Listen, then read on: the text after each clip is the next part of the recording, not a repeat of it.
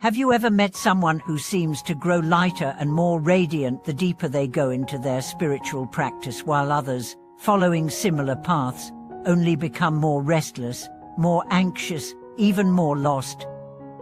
Have you ever asked yourself, why am I practicing, yet still suffering? Welcome back to the channel. I'm grateful you're here, because today's topic is not only profound but deeply personal for many of us walking the spiritual path.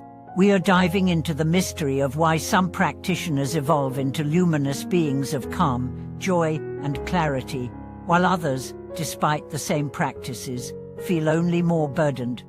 It's a question that deserves far more attention than it's often given, because behind it lies one of the most important truths in spirituality. Practice alone doesn't guarantee peace. Intention, awareness, and integration are everything. Let's begin with a paradox. Spirituality promises liberation, doesn't it? Then why do so many seekers end up feeling more trapped? Why do the very tools meant to set us free, meditation, mantra, rituals, sometimes become chains? The answer starts with one word: ego. You see, the ego is incredibly clever. When you begin spiritual practice, it doesn't necessarily disappear. In fact, it often adapts. It puts on robes, it speaks Sanskrit, it quotes Rumi and the Buddha, but beneath it all, it's still trying to be someone special. This is what teachers call that spiritual ego, the sense of pride that arises not from possessions or status, but from practice itself. You might think, I meditate 2 hours a day, I've read 50 sacred texts, I follow a strict vegan diet. These may all be sincere efforts, but if they feed the story of I am more spiritual than others, then suffering will follow. Because comparison, even spiritual comparison, is still the language of the ego. Let me tell you a story. A man named Ravi spent 10 years in a Himalayan ashram. He followed every rule. Woke at 4 a.m, practiced yoga, fasted, meditated for hours. But after a decade, he felt more anxious than ever. He sought out an old sage who lived in silence in a cave. Ravi asked, "Why, despite all this effort, am I still not free?" The sage looked at him gently and said, "You practiced discipline, but you forgot devotion. You mastered form, but forgot essence. You chased purity, but forgot presence." That was the moment Ravi's journey truly began, not when he arrived at the ashram, but when he returned to his own heart. So ask yourself, am I practicing to become free, or to become impressive? One leads to lightness, the other to burden. Now let's talk about expectations. Many enter spirituality hoping it will eliminate pain, but the truth is, spirituality doesn't erase suffering, it changes your relationship with it. Without this understanding, many become discouraged. They expect peace to arrive like a gift. When it doesn't, they feel betrayed. But transformation isn't comfort, it's combustion. Real spiritual growth often begins with discomfort. Why? Because it brings everything up: old wounds, repressed fears, forgotten memories. It's like cleaning a dusty attic. The moment you start, it looks messier. This is not failure. This is purification. Let me give you an image. Imagine you have a pond filled with dirt at the bottom. When it's undisturbed, the water looks clear. But when you stir it with a stick, meditation, introspection, truth-telling, the mud rises. You don't scream, "My pond is dirty." You wait. You let it settle. This is what real practice requires: patience. Let's talk about daily life.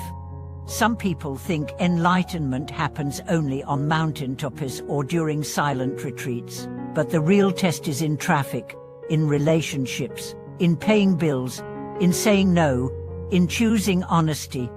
If your practice doesn't make you more patient with your partner, more compassionate with your parents, more grounded in chaos, then something is missing. Spirituality is not an escape from life. It's an embrace of life.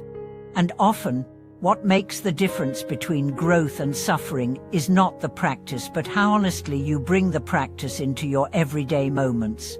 Let me introduce another concept: subtle attachment. You might not be attached to money or fame anymore, but what about being seen as wise, as good, as calm? This too is attachment. And where there's attachment, there's fear. And where there's fear, peace cannot fully root. So how do we move beyond this?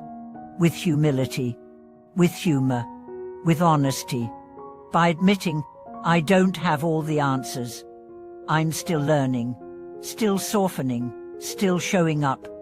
You see, the most enlightened beings I've ever met were not the loudest, the flashiest, or the most perfect. They were the gentle street. They listened more than they spoke. They smiled often. They didn't need to prove anything. Why? Because they had let go of the performance of spirituality. They were simply being.